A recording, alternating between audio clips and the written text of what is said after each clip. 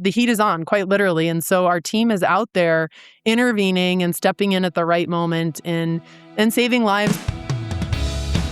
You're listening to the Grand Canyon Hiker Dude Show, the voice of Grand Canyon hiking. Presented by hiKin, hiking packs and gear built to help you hike your best hike. Here's your guide, Brian Special. Well, it was a brutal June at the Grand Canyon with 4 hikers losing their lives to heat-related issues. All were preventable. I mean, the best way to not die below the rim is to not hike at all during the warmer months, and especially in the middle of summer. It is a dangerous, dangerous place. And you will find that much of what we say on this show as it relates to safety is closely aligned with National Park Service messaging. That's not at all because we're trying to parrot what NPS puts out, but because in general, well, they're just common sense approaches, like not hiking between 10 and 4, having a hydration and nutrition plan, hiking wet, etc., etc. So I didn't want to spend too much time with this week's guest just talking about the same basic principles we hear all the time. The goal was to go deeper and to talk about a variety of topics important to those of us who drop below the rim. Meghan Smith is the Preventive Search and Rescue Coordinator for Grand Canyon National Park, where she has worked since 2011. Among the things she is in charge of, and very, very proud of, is the park's army of PSAR volunteers, many of whom are a part of our community right here.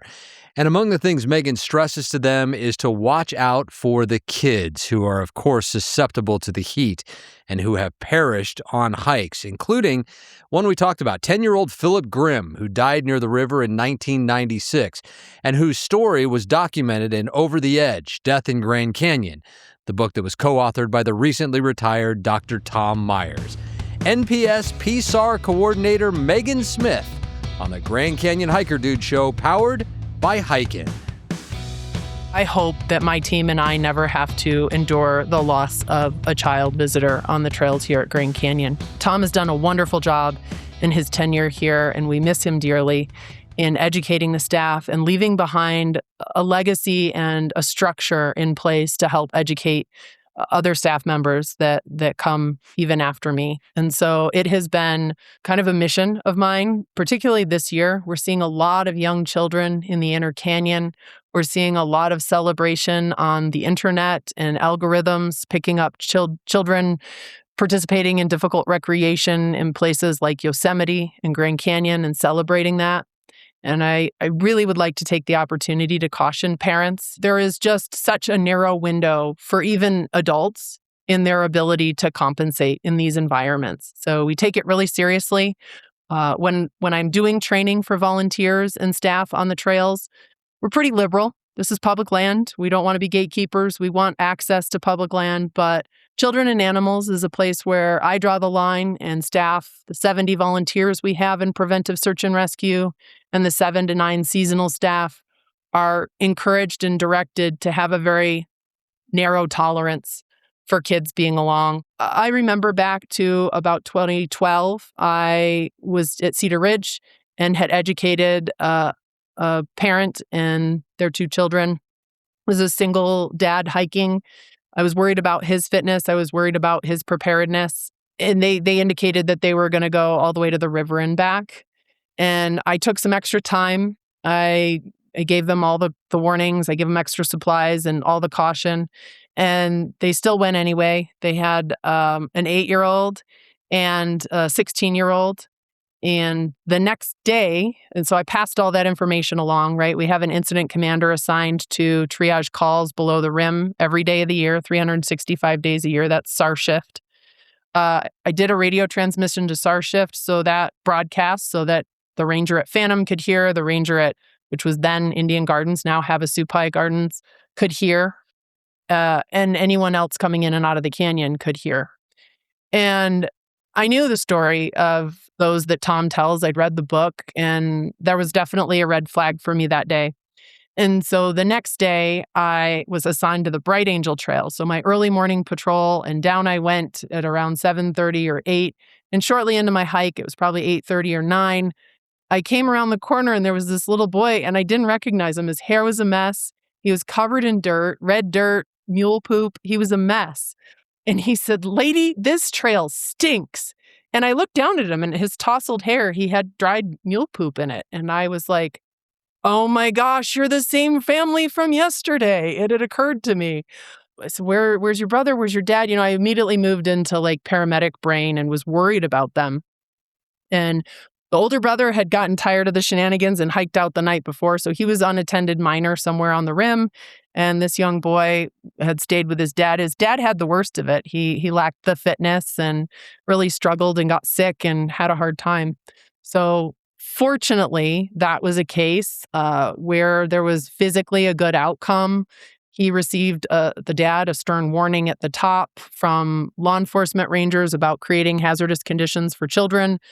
But everything turned out okay. And that's probably the closest near miss to a heat case that I've had with a kid. Very thankfully, no medical requirements were demanded of me that day. But it's on the top of my mind a lot. And as we see these kind of vicarious, maybe recreation or pride that family members or companions are having through like putting kids into these situations and asking them to really perform in these environments with underdeveloped bodies is really concerning. And I have a lot of lost sleep about it. How hard is it for the rangers, the volunteers, everyone, when you run across someone like that, which happens every single day below the rim, where you're doing your assessment? They might not even know they're being assessed, but they're being assessed.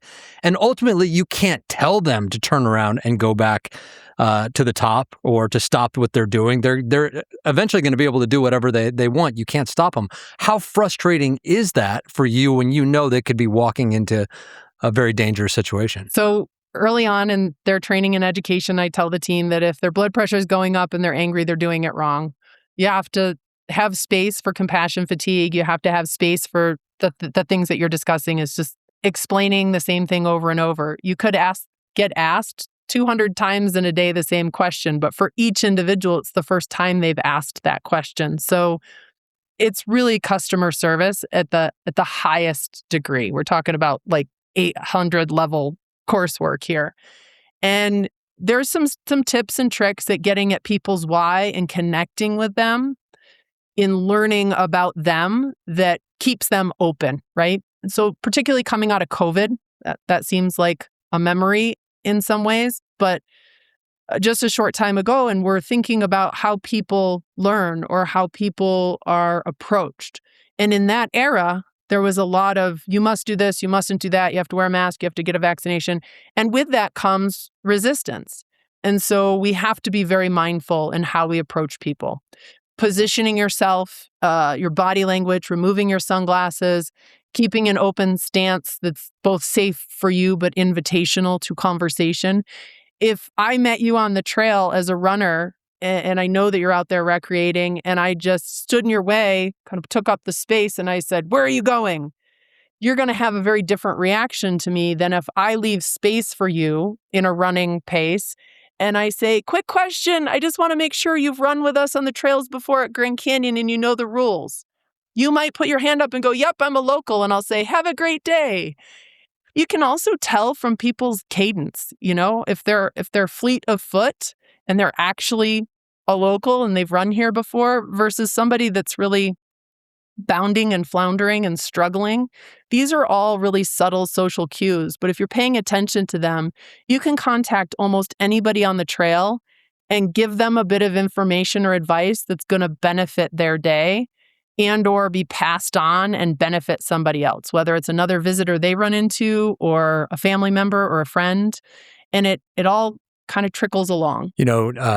Just a week or so ago, actually when Silver Bridge and Plateau Point reopened, I had to get up there and do rim to river, even though it was the middle of the summer. And the only way that I'll do it is if I start late in the afternoon and finish after and hike out in the dark, because to me, it's the only safe way to even consider doing it this time of year.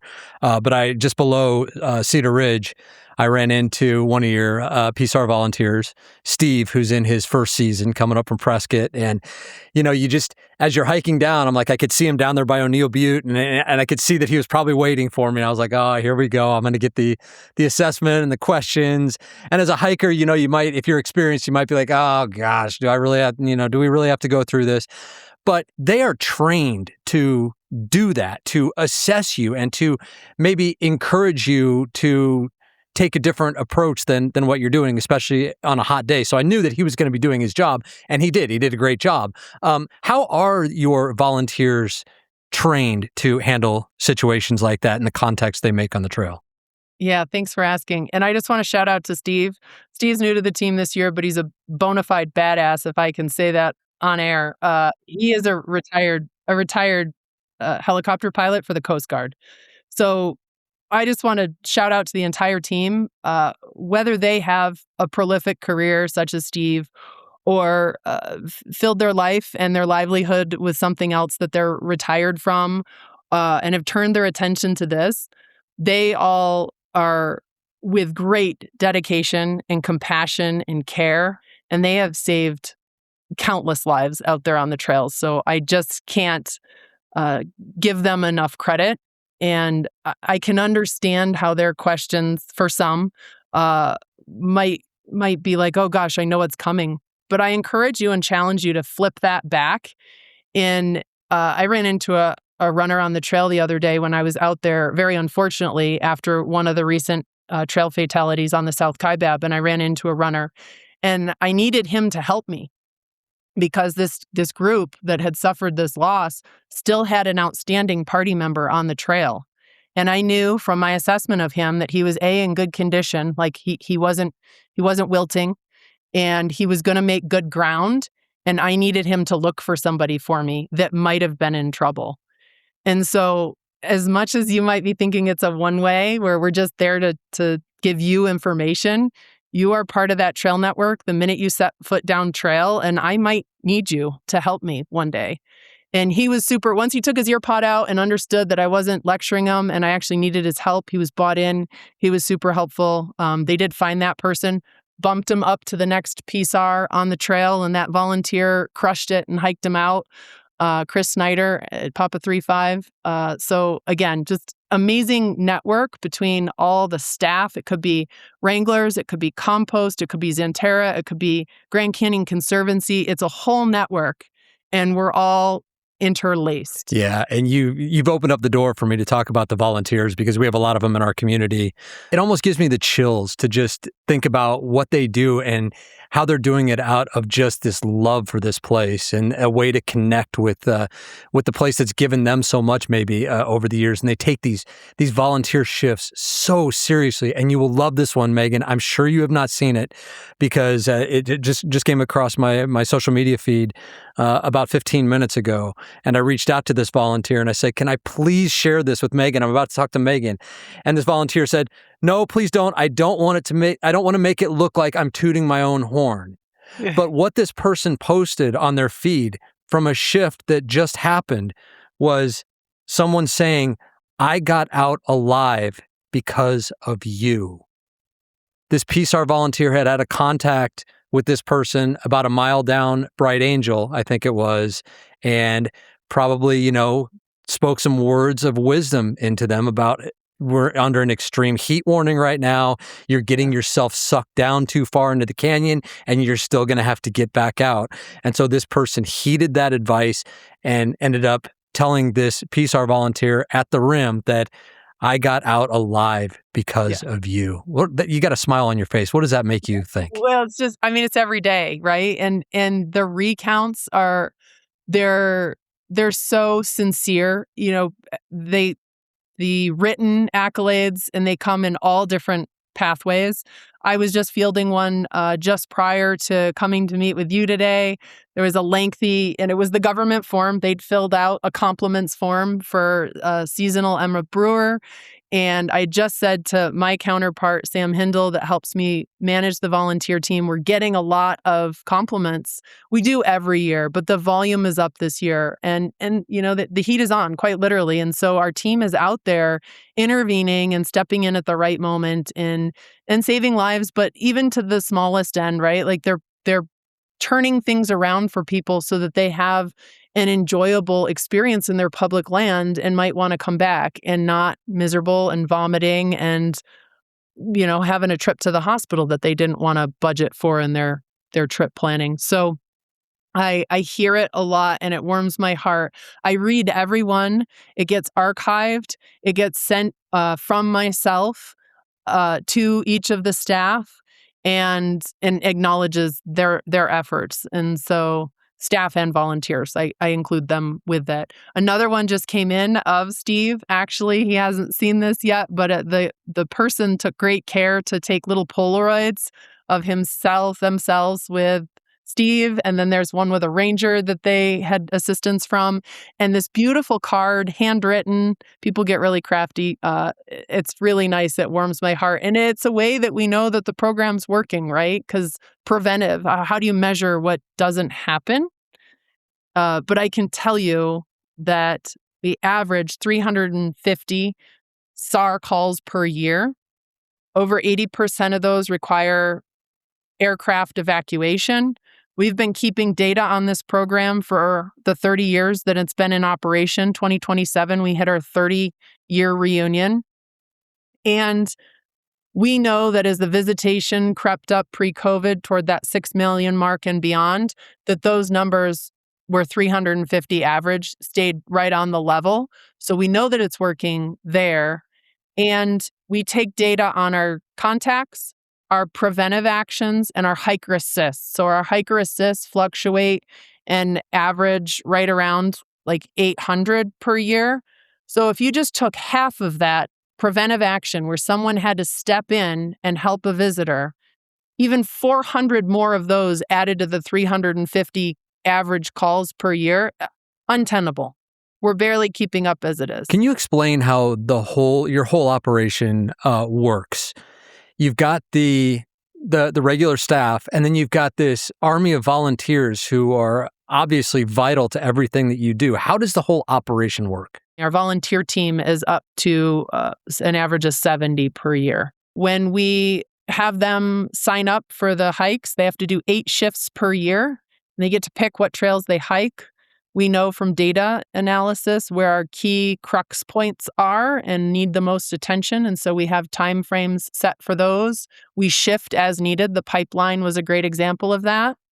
And we're there to patrol that upper 3-mile section of trails to help support Canyon District and South Rim and emergency services. So are there any regular rangers who are on patrol on the trails every day, or is it just the PSAR volunteers? It's largely PSAR, but because the rangers, as you know, they're down at Phantom, they're at Havasupai Garden, they're coming in and out of the canyon on an 8 and 6 schedule. So their shift switch day is Tuesday. And so when they exchange, there are more of them on the trails and they have backcountry patrol days and they're kind of peppered throughout. But if you totaled number of patrol hours and trail time, it would be largely the volunteer team that makes up the bulk of that, or you're more likely to run into someone from the volunteer team or the seasonal PSAR team and then a canyon ranger. And these volunteers, I mean, this is a coveted job, right? Hey, so I know people in Florida who would love to be a PSAR ranger at the Grand Canyon. I mean, stories like that all over the place, I assume. Yes, they come from far and wide. We're really fortunate that in the 7 years that I've been managing the roster and running the team, I have never had to do outreach in terms of advertisement. We have a wait list. People apply in August.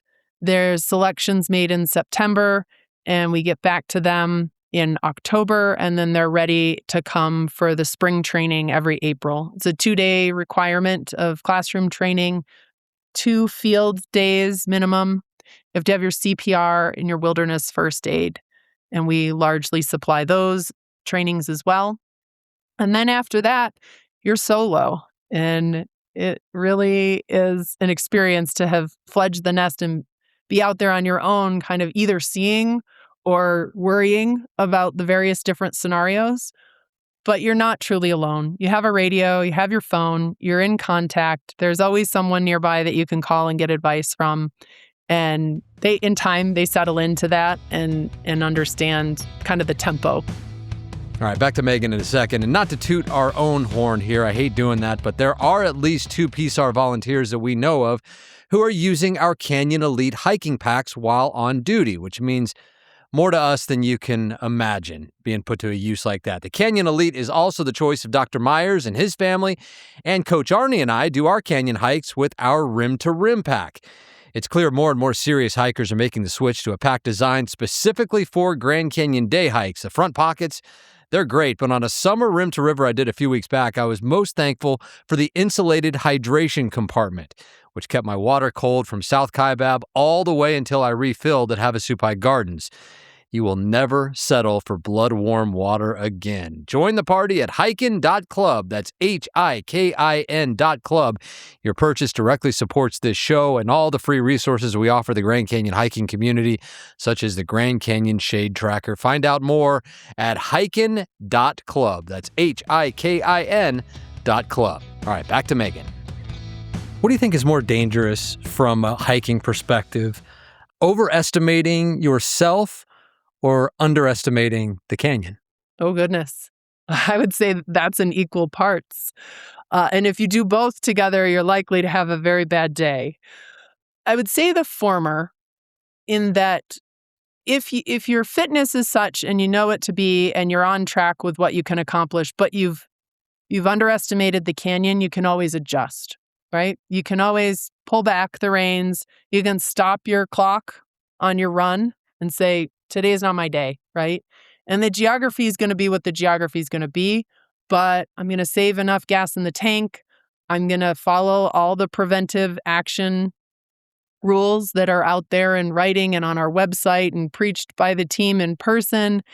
And I'm just going to change speeds and gears, and I'm going to take it one step at a time. You can get out. But if it's the other way around and or a combination of both, right, where you've misjudged your fitness and you're in over your head, once you've run out of gas in the tank and you're starting to really harm your body, right? That electrolyte imbalance, that muscle breakdown, the kidney damage, all the things that can go wrong. There's no undoing that in that, 3-day period that you might be wallowing down there. And so I think the fitness is really important, and if I had to pick one, I would say is the most important. You guys have seen more than anyone has the explosion and the continued explosion of popularity of trail running. It just seems like every year it gets bigger and bigger to the point that it feels like the trail runners are far outnumbering the hikers out on the trail, at least on Rim to Rim and R3s. Is that creating any extra issues for the Park Service? Yes and no. So certainly we talk a lot about it. It is a demographic and a recreation group that we don't want to minimize or ignore. The largest problems we've seen from the running community, from my perspective, is refuse, human waste, just general lack and disregard for other hikers, rude behavior, lack of preparedness, right? Because you're trimmed down to nothing and you top out on the North Rim and it's snowing. What do you do? So there's kind of behavioral elements there that are hard for us to work around. They don't require a ton of our resource in rescue. If you looked broadly over time and at data, there are certainly runners that need evacuation. There are certainly people that get into trouble. But largely speaking, they have a baseline fitness that accommodates them. If they do stop and turn off the clock and say, okay, today's not my day, and they're real with themselves, they can back themselves out of trouble. They can shade up under a rock or a tree, normalize, kind of get to a new reset and get out. There seems to be a little bit more friction with runners and hikers than there used to be. And I speaking as a hiker, it can be very, very frustrating when you've got this group of trail runners and they have their goal no matter what. They don't care about you. They think that they own the trail. Up does not have they've got the right of way no matter what.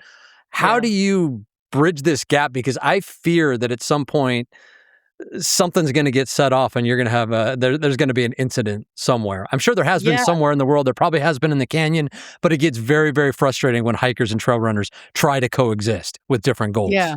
Well, and I think that's a challenge for public lands, right? If you went and interviewed Park Service or Forest Service in other states, in other topographies, you're going to run into horse versus bicycle, mountain biking versus trail running. There are just different needs for various different recreation groups, and I don't want to minimize or take away from those individual experiences. I think that they're all important. My message would be, please have some self-awareness about your timing and plan in advance so that you can accommodate the other user groups as well. I was very happy that you told me that you had listened to the episode that we did last week on Gary Teal and his wife, Amy.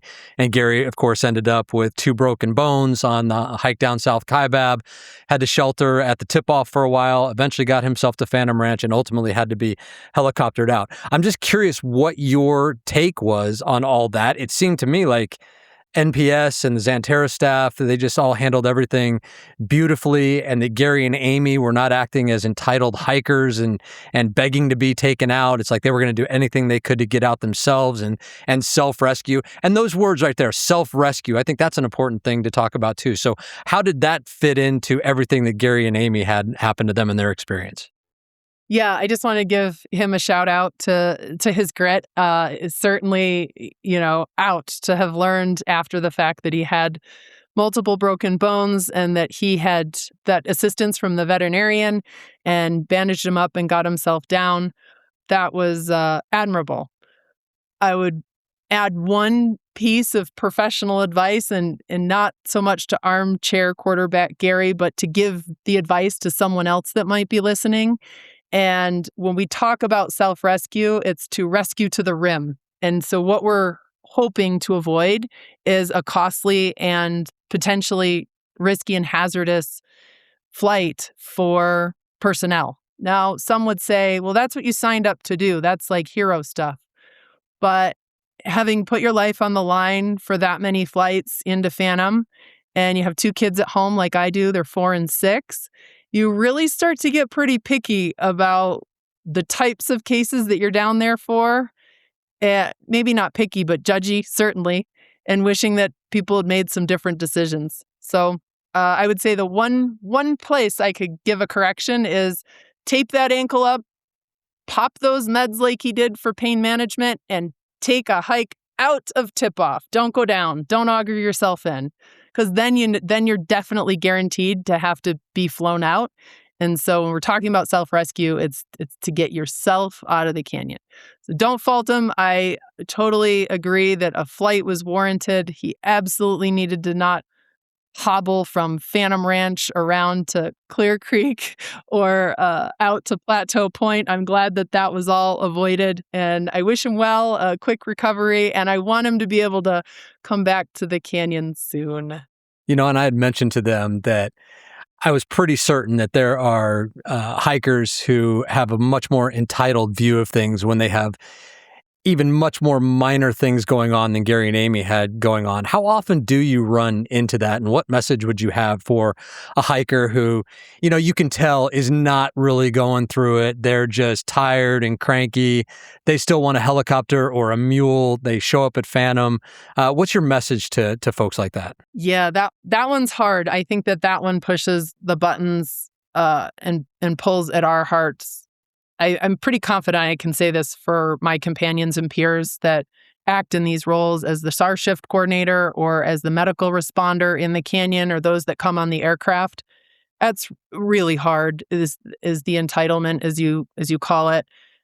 We want to recognize we live in a get it now culture. We're used to pushing a button and having something, depending on where you live, show up at your door, right? It could be an Uber, it could be your order from the food place down the street. But we live in a really rural, austere environment, and aircraft and rescue are not guaranteed. So there's a lot of factors that play into that. And I have seen my peers receive really horrible and hateful text threads from two-way comms devices or from cell phones. They have that satellite texting capability. And it's really disheartening because the foul language and the demands are inappropriate and wrong. And I would encourage anyone that thinks like that to reassess and ask them to pause and consider the human life at the other end. So whether it's a SAR shift ranger that's left their nursing baby and wife from the bedside and they've gone out into the living room to answer the phone call at 3 a.m, and now you're yelling at them on the phone. It could be demanding that you can't get out. And in fact, you just followed the prescription because we didn't come and get you and you had to wait and you had to rest and you had to recover and you hiked out perfectly fine on your own.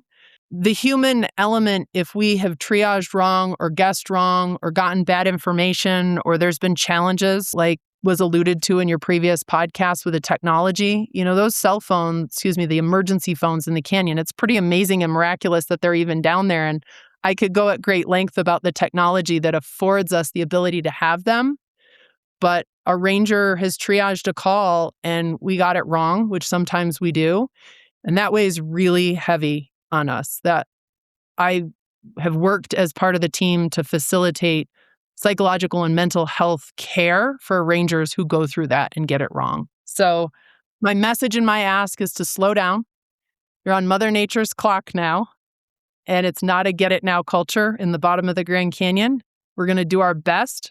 We're going to assess you and provide what we think is appropriate for your level of need, positioned against and triaged against everything else that's being demanded of those resources in the park at that same given time. In the interest of trying to illustrate how the whole operation works when a call comes in, let's just do it like a hypothetical.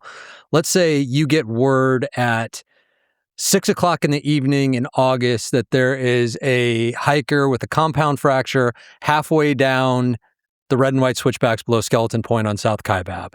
And the nearest ranger, I assume, is either on the rim or at Phantom, maybe at Havasupai Gardens. How does it work? How does help get to that person when it's after hours even? Maybe it's 7:00 at night. Everybody's, most people have gone home for the day and you've got to mobilize people. How does that all work? Yeah, great question.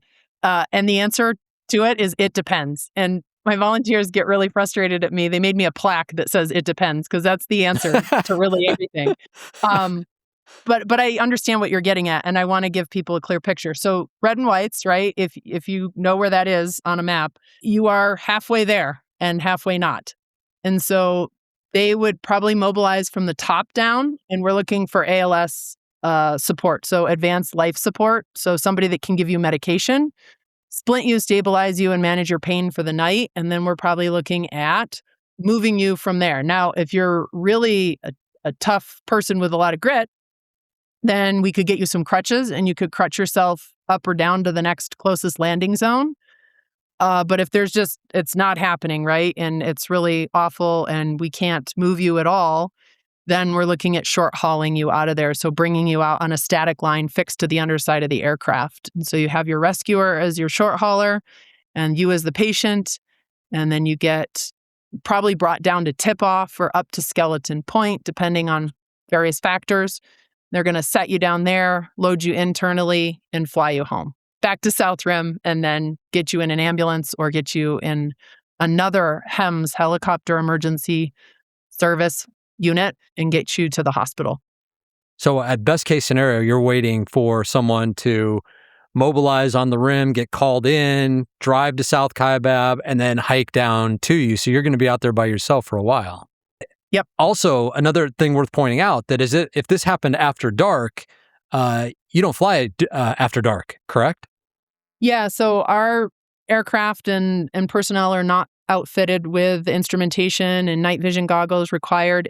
It's also swirly and squirrely winds in the canyon. And so the pilots here are super talented and really capable, but the Park Service, the Department of Interior, has issued a no-fly after dark for their contracts and for their personnel to eliminate some of those hazards. And it's one of the reasons why I like to work here and I feel safer in doing so. And then you have a couple choices. The ALS provider or the provider that's gotten to you will make an assessment and determination. And if you can wait the night and come out in daylight, you'll do that. If there's, pick another type of illness or emergency, if it's a true life threat, say it's an open fracture, God forbid, and there was concerns of contamination. I've seen one, a mid-femur shaft fracture that had compartment syndrome that had been out for several days, and that needed surgical intervention right away. They'd lost feeling in the limb. And so a night flight then would be warranted, and that's done by DPS out of, I would say out of Flagstaff would be optimal, but sometimes their aircraft's not available, and then you're looking at one of their other bases from around the state, and that can be quite delayed. I'm going to keep bouncing around here, Megan, because I'm so fascinated by everything, and I just keep thinking of other things I want to ask you about. Let's go off the corridor, because we all talk about the corridor trails. That's where most everything happens: North Kaibab, South Kaibab, Bright Angel. But I'll look back to, I'll bring Dr. Myers back into it. We did Rim to River on Tanner in January, and we did not see another soul the entire day. And I've had similar experiences on New Hants, Grandview, where you don't see anybody else out there. And so I'm always leery about hiking by myself on those non-corridor trails, which I assume is something you advise. But how do you handle the off-corridor trails, the hermits, the Grandviews, everything we've talked about, and people getting themselves on trouble on those trails, and they're not patrolled? And what if they don't have a Garmin? I mean, it just seems like there's so many more things that could go wrong off corridor. Yeah, I would say maybe not more things, but the situation and what we know from data and what we train our personnel is that if you're getting a call from one of these remote out of corridor trails or locations, it's a higher acuity and it's very likely to need our intervention. So there are some things on the Bright Angel Trail, a complaint of nausea and general unwelledness on a hot day like today at the upper tunnel, can let that simmer for a minute. It's not a life threat, right? Chances are the person's going to rest. Somebody's going to come along, offer them water, advice. If it is bad, say they are near syncope, they appear quite pale, maybe they've got some underlying medical condition. AFib is really common, atrial fibrillation, heart condition. Most of the elderly American population, it's really something we see often. Say that's going on for them and it's not going to get better, you're going to get another phone call pretty quickly. And so in that main corridor, we'll let those kind of simmer or we'll let them compound. And then we get a second call or a 911 call. We're like, okay, there's something happening here. We got to go. But it's kind of a one and done in those outer lying areas. We don't sit around and wait on those. We take them really seriously. We know that if something is requested of us on the Hermit Trail, New Hants, Tanner, any of those, it needs our help. Who do you get the most trouble from? Who creates the most trouble? Is it the runners? Is it the hikers? Is it the endurance hikers? Or is it the vacationers who are just, hey, we're just going to go a little ways down Bright Angel today? Who creates the most trouble for you? Trouble is hard. I don't know if it's trouble. I would say every SAR story starts with "I was just gonna," right? So the minute I hear that, it's a red flag. I was just gonna what? Well, it could be ... I just planned to hike to the river and back. That, there's a lot of factors that go into that. What time did you start? What's your fitness? Who are you with? Have you done this before? What do you have packed? Are you overpacked? Are you underpacked? Are you eating what you packed? So you can go down a kind of a plethora of important considerations that go with each of those user groups. I drive my minivan the wrong way on runway streets on my family vacation a lot because I have 2 kids in the back. I'm trying to pass out snacks. I'm not oriented. I'm not paying attention. Am I dumb? Am I bad? Am I a horrible person? No, I'm just unfamiliar, right? And so the underprepared, underplanned, and lacking fitness and maybe overconfident is definitely a formula that concerns us. It can be kind of a recipe for disaster. It doesn't mean that they're wrong. It doesn't mean that we should treat them poorly or have judgment on them. It probably means that they're going to need our intervention somewhere along the way. That word unfamiliar that you used, I think is is an important one because there are so many people who are unfamiliar, no matter whether we want them to be unfamiliar or not. And I think a lot of people will say, and I just did a post recently in our Hike Club Grand Canyon Facebook group where I did a video up at Bright Angel, and I was just pointing out, I was like, I'm kind of surprised that there's not more signage around that is to deter folks. And this is right after, we just had 4 deaths in June. And I'm like, I just wonder why there isn't more signage up here that warns of the dangers. And the reaction was very, very mixed. A lot of commenters would agree, and a lot of people say it's responsibility. We can't hold people's hands, blah, blah, blah.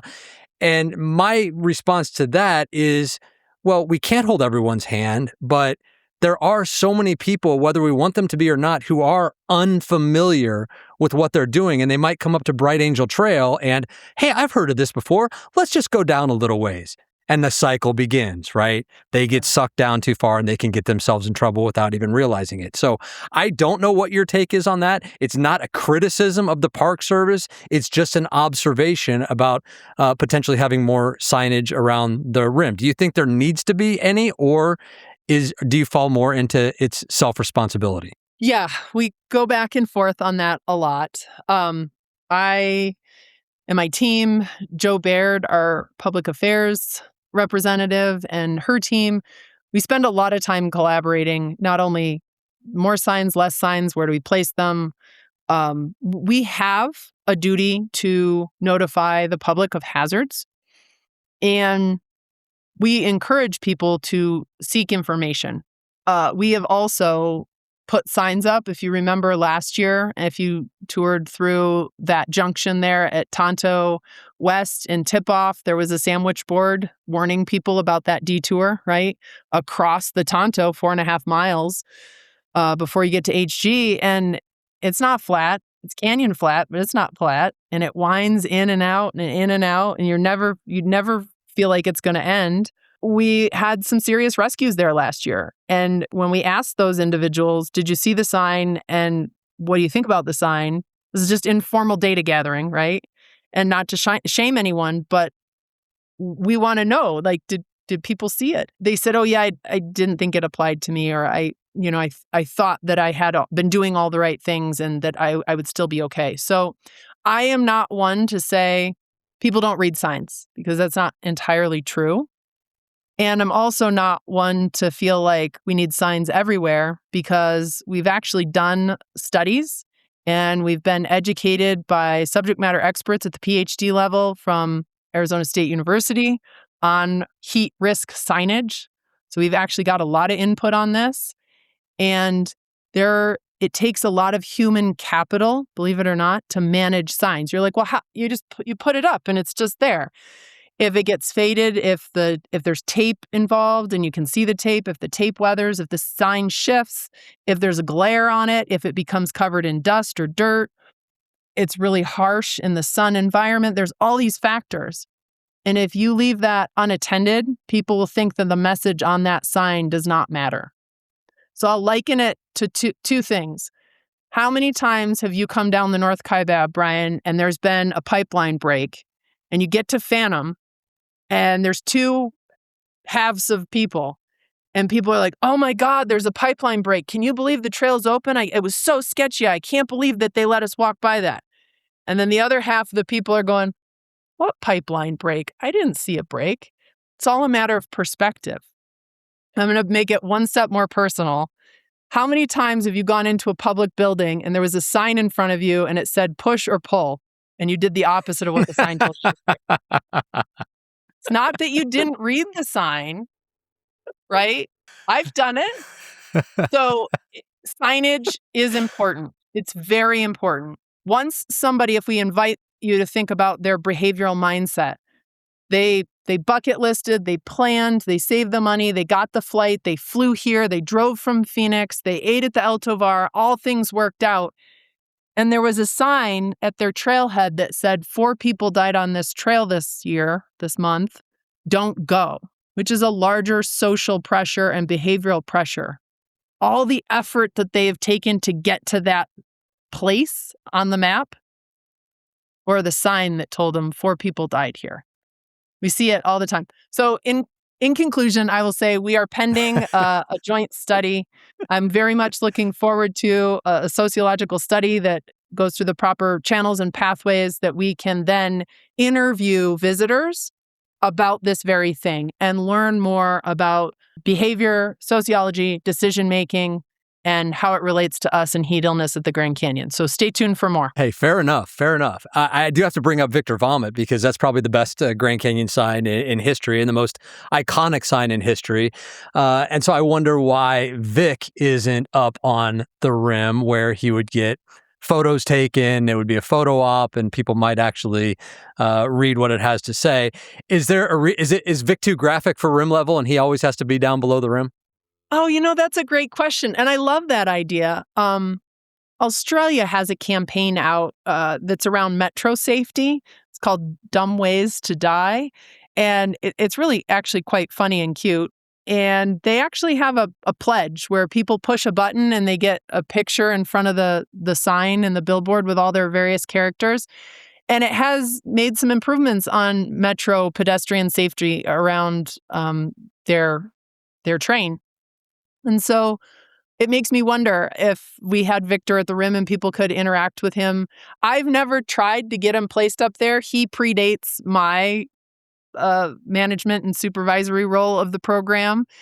I remember the sign that was there before Victor and the transition to Victor, but I shall explore that. I like that recommendation. Yeah, Vic is a legend. He's a Grand Canyon legend. I mean, we made a T-shirt out of him, for crying out loud. But I just wonder if that would just be a subtle way. That's not just this sign that's in your face. You can't miss the Victor Vomit sign. And I think people would want to have their picture taken by it, and maybe that would bring awareness just in itself. If you could stand on the South Kaibab Trailhead or the North Kaibab Trailhead or the Bright Angel Trailhead and have, 30 to 60 seconds with every group that was about to start a rim to rim, what would your speech be? You're not going to like my answer, Brian, because the answer is it depends. Shade can save your life. See when and where you'll have shade on your hike by using our Grand Canyon Shade Tracker at hiKin.club. Sun and heat can kill in the canyon. Shade Tracker lets you keep your time in it to a minimum. Our advanced technology lets you plan your hike by zooming in on your exact trail so you can see when and where you'll have shade any minute, any day of the year. Try it for yourself at hiKin.club. That's HIKIN.club. And hike your best and safest hike. In fairness, each different group is a different user group with a different agenda and a different why. So you got to learn their why. You got to ask them a question first. What are they in for? What's their why? And then when they give you that, then you can tailor, custom design in a brief split second, the messaging that's most important for them. Okay, it's a group of women in their 50s who are doing a one-day crossing from South Kaibab to North Kaibab. Okay, good, fair. Hello, I'm so glad that you've joined us at the Grand Canyon. Raise your hand and show me how many of you guys have hiked this trail before in this fashion. Okay, great. You're the ladies in charge today. I love this all-women team. I am so bought in. One day when I raise my kids, they fledge the nest, I'm going to find a group of awesome, badass women to hike this hike with, just like you have. I want to make sure that if anyone here on the team is starting to feel worn down by the heat, starting to feel the effects, just general tiredness and laziness, not wanting to go, you get a 40 to 60 minute timeout, and you got to pick a buddy. They got to stay with you. So no single people on the trail. Don't separate. Always have a buddy. 40 to 60 minutes. Make sure you cool yourself down. Make sure you're eating and drinking in equal parts. I just want to let you know and caution you that we don't know why, but women 50s and older in that menopausal stage that are taking hormone replacement therapy, thin, slender build, athletic build, they are prone, we know, to hyponatremia. Raise your hand, give me a show. Who here knows about hyponatremia?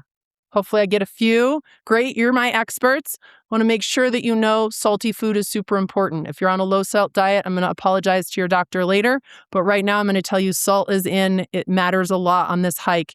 When we're talking about food, we're talking about salty, lightweight carbohydrates. What do you got in your packs today? Okay, seeing some sandwiches. I'm seeing some pretzels, chips, lightweight, airy, easy, digestible. That all looks good. I want you to make sure you eat it. So you got to start early. Keep those guts activated. Keep blood flowing to the guts.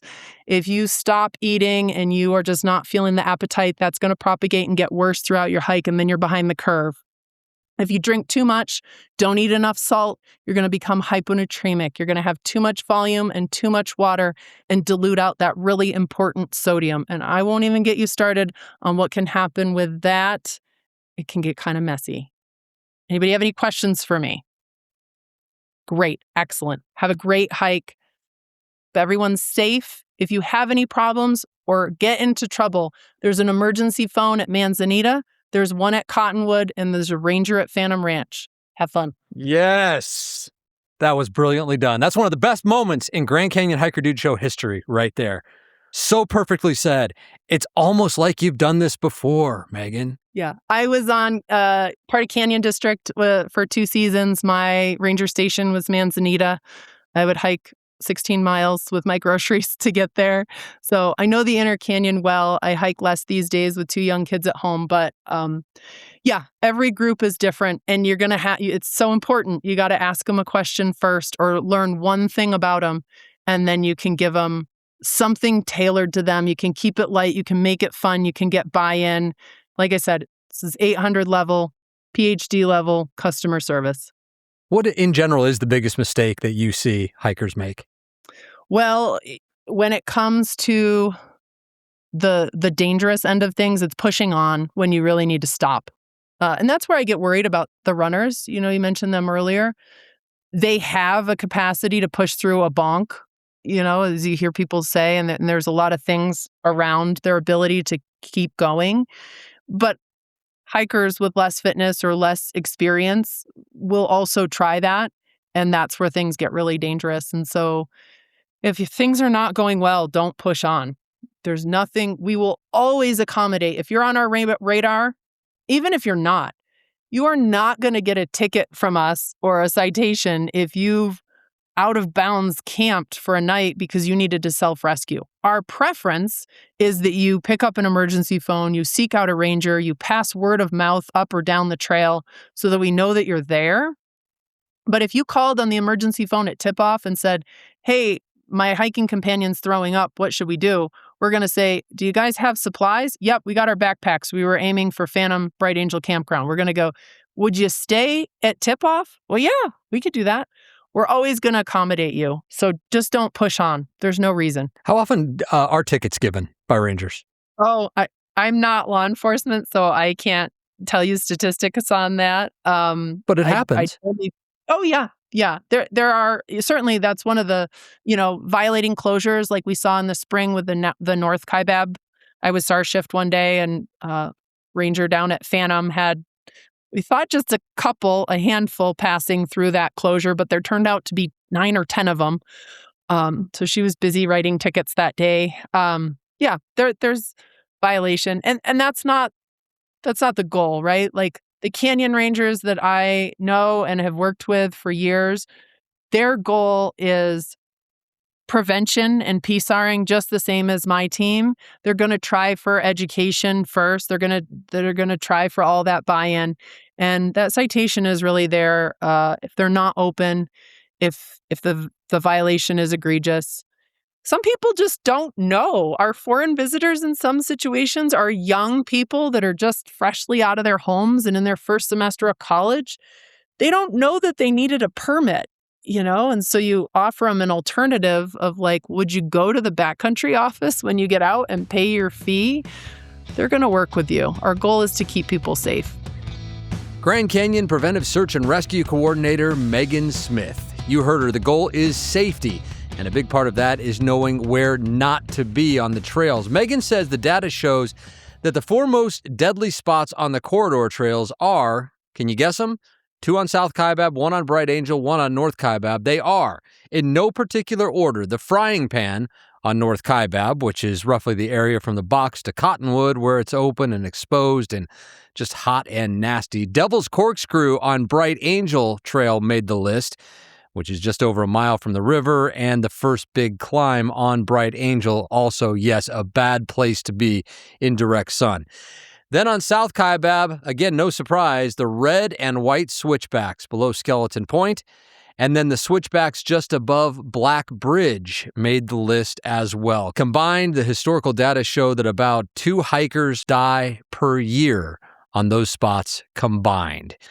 Well, yeah, I mean, we can say it over and over again. Hiking in the heat is never a good idea, but it's ignorant and I guess somewhat arrogant to think nobody's going to do it. Summer is and always will be the busy season at the Grand Canyon. So if you're still going to drop in, you need to be committed to strategy and sacrifice to give yourself the best chance of success. And if you can, Coach Arnie says advanced heat training is part of it. Danger. We're talking about heat. And this is one that I've embraced because I came from a school of fear. I was very fearful of heat many years ago when I was competing in triathlons and really got freaked out by the heat, even though I was living here in Arizona and Phoenix. But I have learned now to embrace it. So let's look at a few things here that we can learn from, because it is the number one cause of death in the canyon. And that's something you need to think about, okay? So first thing I always help people realize is look at your trip date. If you're going at a time that it could be potentially super hot, you need to think about it. And what can you do? What can you do about that? And that's where you have to look at, could be the shade tracker, it could be when you're going to start, when you're going to finish. You got to look at all those things, your health, your fitness level, and you got to work that into your trip planning. Then the next thing that I do is I practice everything in the heat. I mean, everything. My hydration, my food, the clothing I'm going to wear, my pace. Pace is huge. A lot of people think, oh, look at what I'm able to do in Wisconsin or Minnesota or somewhere where it's cool. And you get to the canyon and you get slammed because you're not doing that same pace. So you got to practice the pace that you think you can do in the heat. So here are some best practice tips that I like to share. Is hike in the heat if you can. Hike in the heat. You know, one of the things that I did leading up to my R5 was I picked a date here in Phoenix where it was a scorcher. And I started at night and it was 108 degrees. I remember when I started. And I think I finished and it was probably over 110. But I went all night and it only broke under 100 for just a couple hours and dipped to about 90 degrees. But I did that for 15 hours. But I did that for a reason, because I wanted to feel my body and test my body and all the things I just talked about in the heat. So I didn't want to be caught by surprise. So here's a real simple tip, if you can do it, is get in the sauna. So if you're in a cold climate and you have access to a sauna, dry is best, but in 1 month, you can get heat adapted. In 1 month, 3 to 5 times a week, 20 to 30 minutes, you can get heat adapted. But you got to be intentional and you got to be consistent, because if you're not, it's not going to pay off for you. But the dry sauna can get you heat adapted. But if you have access to heat, get out there, practice. So it's not a surprise to you when you're coming up Bright Angel and you're going through Devil's Corkscrew or you're on South Kaibab and that sun's over your head and you're getting roasted. Please do not get caught by surprise. I love you guys. Take it seriously. The heat is real. I love you guys. Talk to you later. Coach Arnie Fonseca Jr., our resident exercise physiologist and canyon coach. If you have questions for him or need help with anything, he will actually pick up the phone when you call. His contact information is in the show notes. Coach Arnie. Hey, next week, we're starting a new series called Canyon Confessions. These are going to be full episodes so we can all learn from the mistakes that we have all made. A while back, I asked for submissions in our Hike Club Grand Canyon Facebook group, and we got some good ones. So look out for that. We'll talk about all of them, and let me know what you think of it. Canyon Confessions, look for that starting next Wednesday. All right, that is it for now. Stay safe out there, everyone. My name is Brian Special, encouraging you, as always, to go hike the canyon. Take that first step. Embrace the journey. And when you get there, whether it's for time goals or taking your time, just hike your own hike and savor every step in the majestic Grand Canyon. We'll see you next time on the Grand Canyon Hiker Dude Show, powered by hiKin. Support the brand that supports this show at hikin.club. That's HIKIN.club.